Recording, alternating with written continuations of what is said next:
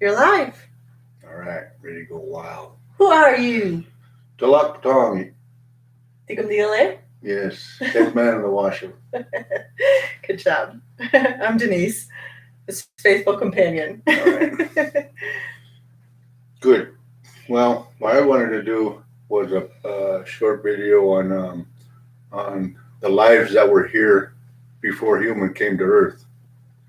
A lot of the oral history that we had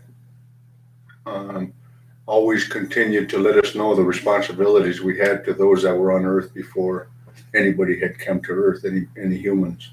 Mm-hmm. So the story I want to tell you about has to do with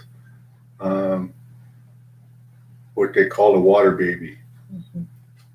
Metsunye. We call him Metsunge.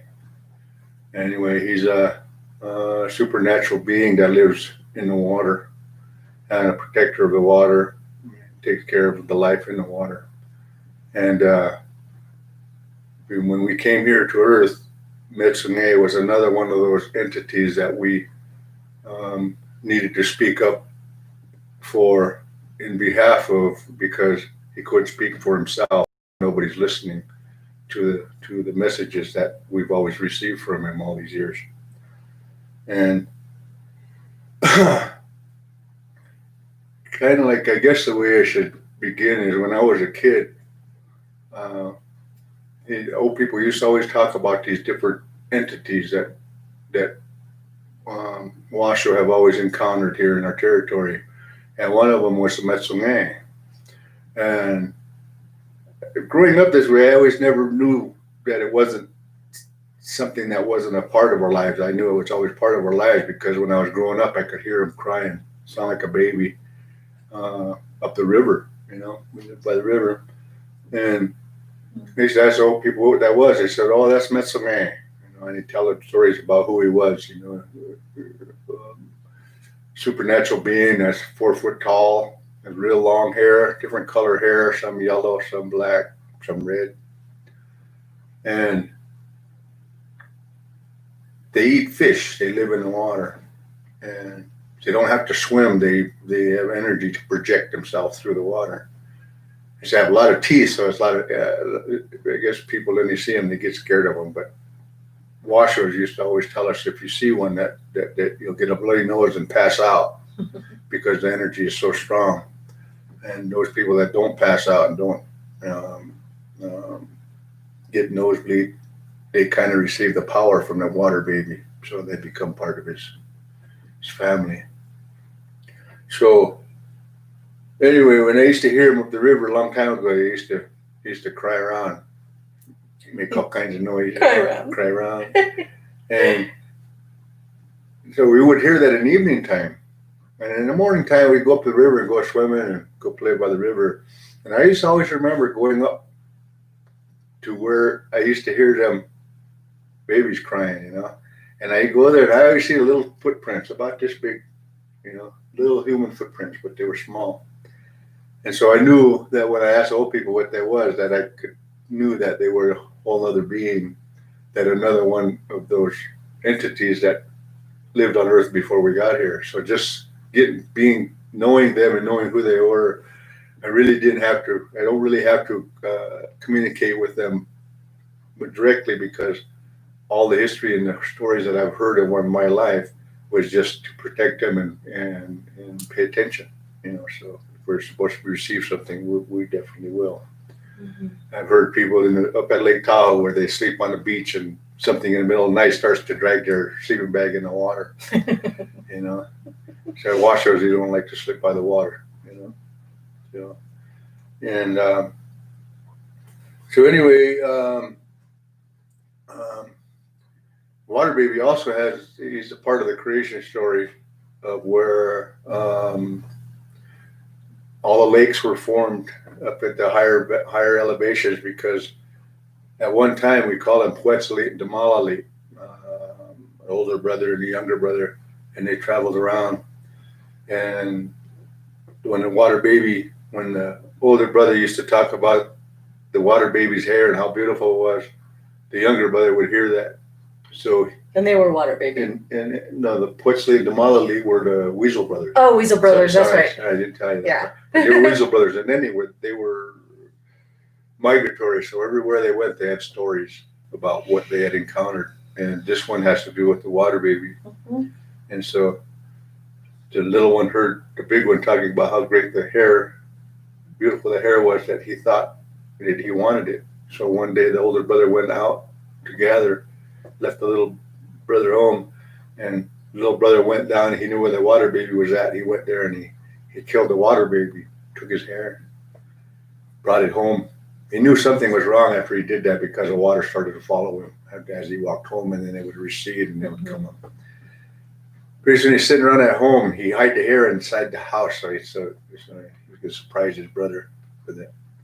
And his brother came home and he was all frantic. He said, "What's going on?" He said, "Something's going on. Do you know what happened?" He says, "Something's not right." His little brother says, "No, I don't know. Nothing going on." And so all of a sudden the water starts to get closer and closer to the house, and the bigger brother says, "We got to get out of the house. We got to go higher ground, otherwise the water's going to drown us." And so they went out of the house, and the little brother, he grabbed the hair real quick and he hid it as he walking up the hill with his brother. And he says, "Oh, hey," he says, "Hey," he tells his brother, he says, "I heard you talk about the water baby." He says, "I got the hair for you." And the big older brother says, "Damalali, what'd you do?" He says, "The water baby will kill us." He said, "You throw that hair back." And Damalali, he was a little guy, he really didn't want to throw the hair back because it was so beautiful that he just threw a little bit back. And the water would recede. And then pretty soon it'd come back even more and try to drown him. So they were running up to the top of the hills. And as soon as the Malali would throw a little bit of hair back, the water would recede, but he'd keep holding on to the rest of it, and the water would come up. So they ended up at the very top of the mountain, what people call Job's Peak today. We call Babiba. Fortunately, the Malali was on top of top of the highest mountain we got here, and water was rising up, and pretty soon the Malali, or Quetzalcoatl told the Malali, "Throw the hair back, or the water baby is going to kill us." So the Malali threw the hair back, and all the water receded. And that's why they say all the lakes, the higher elevations were formed because of what had happened with the water baby. Mm. But see how that story tells us within that oral history was to be mindful of others and be respectful, but also remember what our job here is on earth. And it's to speak on those that couldn't speak for themselves. And for us today, in this day, all fighting over this land, humans fighting over these lands, that we don't realize that there's entities that were on the land before us. Mm-hmm. So they all have to be spoken for also, equal to the being human. So no matter how far advanced we get, we'll never leave behind our responsibility to the nature. So anyway, the water baby before I started going up Lake Tahoe, it's doing all of this work. Water baby was talking to our elders, and they were telling them that there was problems going on. We needed to get involved and be informed. And so that's what I did. And I found out this information and got the answers from my elders. But along the way, it's really interesting because I used to think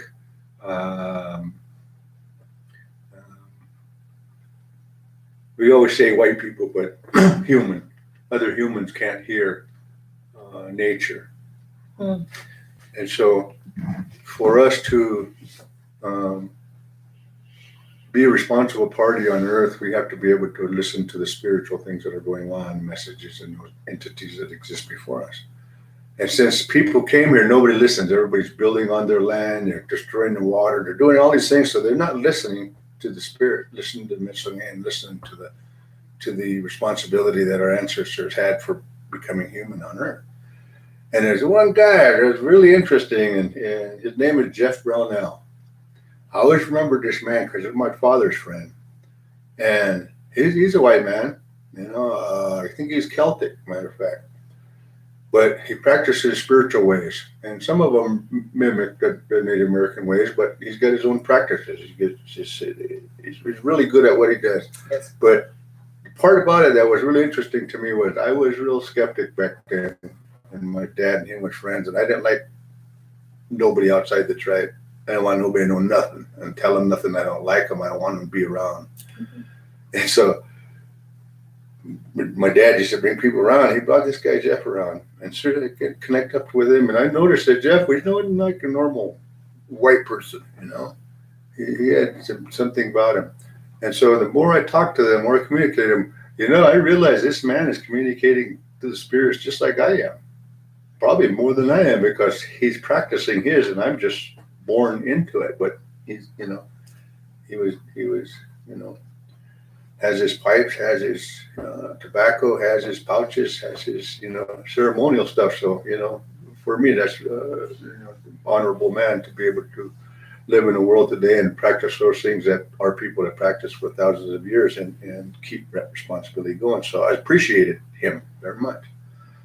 But then after years have gone by, you know, I've been friends with him all these years. I figured out that, you know, my elders even connected up with him. You know, a couple of my great aunts, you know, they really took him under their wing and gave him guidance and had that trust in him because he's a trustworthy person. Mhm. You know, and you can tell. Mhm. So anyway, over the years we would talk, and it's so interesting to talk to him because he would tell me stories about what happened to him and what Metsume did and where he took him or certain places that he went. And doggone it, Jeff wasn't there. He went to the places. What Metsume brought him there. I mean, he communicated with him. So for me to um, verbalize this, I guess, and to share this with all of you, is to let you know that all of us humans are no different than each other. Mhm. The only thing separates us is our practice. So if we're practicing, we'll always have the relationship of communication to the spirit. You don't have to do it my way, but you got to do it some way. You know, everywhere on the earth, around the world, there was a practice that we were given. There were responsibilities that we were given. Now, just because we became a modern world and a modern society and moving into space doesn't mean we don't have to have a practice. We still have to have practice. When we end up going to Mars or going to these other planets, how are we going to communicate? They don't speak English. I'll bet you. So you're going to have to use your internal self to communicate. And that's what we do here on Earth. So that's why this story for me is so important to communicate because Messonet was talking to Jeff this way and giving him instructions to help us to become more clear on what's going on with the water baby's home, with Lake Tahoe, with desecration, with all these things that nobody's telling us. Not physical. Politicians, leaders in this country, they ain't telling us what's going on, but the water baby does because he's watching it and he's feeling it and he's sensing everything that's going on. For example, one time, I think it was in the 20s or something when San Francisco had an earthquake. I remember there's old people used to say the reason that earthquake happened down there was because some man caught a water baby up at Lake Tahoe. He caught him and he took him to San Francisco and put him in an aquarium over there, and for viewing. And the water baby is so powerful that our old people said that's the reason that the earth shook at San Francisco was because the water baby had him confined in a aquarium over there, and water baby is connected to such power that they shook the earth, busted that aquarium, and when it was all over, the water baby was gone. Oh, no. They do have pictures of him, you know, and so that part you can see, and it's just like this, you know. I mean, if we were ever to go to some other planet, or even if we came to Earth, when we first came to Earth, you can imagine what the animals looked at us and say, "Look at this strange being," you know, Mhm. in their minds, in in their vision. So for us to look at anything else and to see ugly, to see scary, to see something we don't want to see, what gives us that ability to not think something else shouldn't be there? You know, we're just a part of the matrix of this natural world and this natural life. So if we're going to be a part of this natural world and natural life, we got to remain mindful of everything, not just human, not just black, not just white, everything. Birds, bugs, fish, water, air, land, cosmos, alien, whatever. We're all part of the whole design of communication that we've severed for a long time because we didn't think we needed it, and maybe the agenda that's in front of us took us away from it. But free will and choice, we can always come back to that responsibility. And so that's what we're doing now, is returning back to that. And that's why I wanted to share the story about Jeff. I know a lot of people don't realize what this man had done while he was here in Washoe country. He'd done a lot for us. You know, we have this gathering they call a Washishu Ite, Washoe people's land, South Shore. That's where the creation story was. And Jeff, when he worked up there, Lake Tahoe, was living up there, he made connections for us in relations with the agencies to where this Washoe festival was brought on by Jeff Brownell. With communications, it wasn't the Washoe tribe, it wasn't the Washoe leaders that stepped up to the plate. No, it was Jeff Brownell. And he made connections with us, and made connections with the elders and the people to where the festival was supposed to be created for our creation story while we returned to South Shore and met with all the animals and the beings that became human were now part of this land. This is where we began, at the South Shore. So this is what this festival was supposed to do, was to have the festival again. And again, politics and bureaucracy comes into it, and now everybody changes it into what they think it should be. And a powwow or an art festival and where people are competing or basket weavings and stuff, this, and it's totally out of the context of which us Washoes, we don't compete like that. We don't share basket, one better than this basket. They're all the same. Each one has a specific skill set that had put that together. So making this festival, arts festival, a powwow, the context of why it exists is gone. And so nobody ever, I don't think any Washoes really know where this all began, because the leaders that have been working for our tribe have been deceitful for a lot of years. And so a lot of the promise that we think that has been happening has been a sellout. We think we had progress, but it hasn't been progress. It's been giving it up, giving something away. And just like this medicines we have a medicine to keep everybody well. And we never get coronavirus, or what are these viruses, the influenzas, we would never get sick. But instead, capitalists come in and take the medicine or steal it, sell it, and make all this money, but don't distribute it to the world, to where the world still has no idea that there's medicine that can keep us well, keep your immune system strong. So for me, it's just like Metsunge. If we don't recognize him, recognize this entity, we're all in pretty bad shape. Because I don't know why Metsunge never raised the water again like he did the old days and just wipe us all out so that we can just eliminate this whole sickness that we have here on Earth. But I think the Creator's got something more in plan for us, so that's why Metsunge is holding off. Because people have to be able to have the consciousness in order to be respectful, be mindful. And once you tell people these information, maybe at that point they can go ahead and do that, and then we would have more of a positive survival rate instead of just like Bigfoot. People all trying to go kill Bigfoot, trying to get him, trying to be the first one to have Bigfoot's foot or hanging on a mirror or teeth around their neck. You know, this here is the reason why the humans need to realize that to possess something natural like this, and to say you're the last one to kill the last one, or you're the last one to stand on top of this mountain. You know, it's all craziness. It's all craziness. We're all supposed to live here together. You know, Bigfoot, leave him alone. He's a family man just like we are. You know, and he just wants to just do his thing. Mensonge, same way. With us poisoning the water and all this quagga mussel, you know, imagine the devastation that he has to go through, that they have to go, his family has to go through. You know, Lake Tahoe is his home.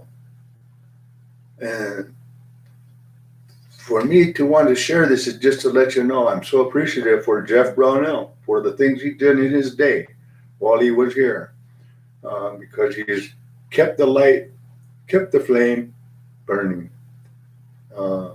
Like myself growing up, I didn't think anybody knew these things. And as I grew up and I saw those speaking to nature, speaking to the entities that existed here before us, I got real respect for him. I got a lot of respect for Jeff. He's a great champion for the elders tribe, and an amazing artist and spiritual man and mystic, and a lot of fun. Yeah, he had a lot of fun too, you know, and so that's what made a good being human. Is you just did your part and you connected up, and so like I say, I just wanted to tell Jeff that I wanted to mention him one time. I said I'm going to mention about you to the people about who you are. And now we did it. So now I mention it to him, but I just want to honor him that way because he does listen, he does hear, and he does know. And if anybody was really wanted to get a little more clearer picture on where we're at, I think Jeff's another man to speak to. Mm-hmm. So, you know, he's Washishu too, if you ask me. You know, one of the people. Any final words about Mensonge? There's just so much I would like to say, but I just wish the Mensonge could be free and be around these springs the way he used to be, the way that they used to hang around these areas, riparian areas. Mm-hmm.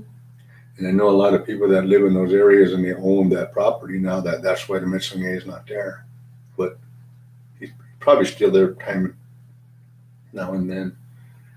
Mm-hmm. But there's too many dogs and too many people and too much everything that there's no peace for the natural world and natural life. That my beliefs and my thoughts are everything that were brought up to this date, even speaking about Mensonge and Jeff, is letting others know that we're on the path of trying to prepare a place so that the nature can go ahead and begin to thrive again, as well as a human can go ahead and thrive, but they can thrive in their filth until they learn to clean up after themselves.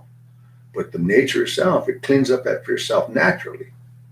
So as long as we don't use this land as recreation, this is somebody's home. Nature is not a recreational place. That's somebody's home. You want recreation? There's plenty of places that got destroyed, mining areas, things like that. Make a motorcycle track out of that. Make something out of that. Fix it up. But don't try to destroy some new land because you want to have some recreation place to go. It's very offensive to those of us that are trying to be management responsible. Mm-hmm. You know. Yeah, for sure. So just hope that everything comes up better for us. That's all. More family, more unity, and more information so that we all can know that why it is that we feel the way we feel. It's don't feel this way just because a person is a different color and we don't want them here. No, it's because you're blind. People that are blind, we need you to see so that you can see with your heart and know that there's no difference in what we have in the physical world. It's differences in our heart. Mm-hmm. If you're going to be fulfilling on earth, then follow the path of your heart. If you want to be empty and not do anything, follow your head. It'll probably take you somewhere you don't even know where you're going. Mm-hmm. So, yeah, I just want to bless everybody, bless everything that exists. And one day we all come together and become one big family again, watching out for each other. Not looking for each other, but just watching out for each other. Yeah. Baba Amma, Igoy, Dr. Kitty Leo Gasugak Mama, grandfather and grandmother. Gasugakamangaw, Hangunao, Tangunao, Mamauti, Pawano. Ida Hutiwe, Mamile, Tatish, Nawa, Atabi, Mdewi, Sisu, Tongi, Maki, all of them, all of the entities that exist on earth. May we bless them with our love and our strength and our compassion. Mm. And may we keep working together with your school and stuff to get more people to know that the tools that they're acquiring through this process, eliminating the darkness inside themselves and then gaining the tools to begin a practice that a lot of people may not have had. But for me, I wake up every day praying like that, knowing my people prayed before me, that days that I miss not praying, I feel like I should do that more. So by you doing this with your students, it's helping us to become more mindful of doing it every day. So Thank you. So thank you. Thank you, Jeff, for being you. Thank you, Jeff. Thank you, everyone, for tuning in. Blessings.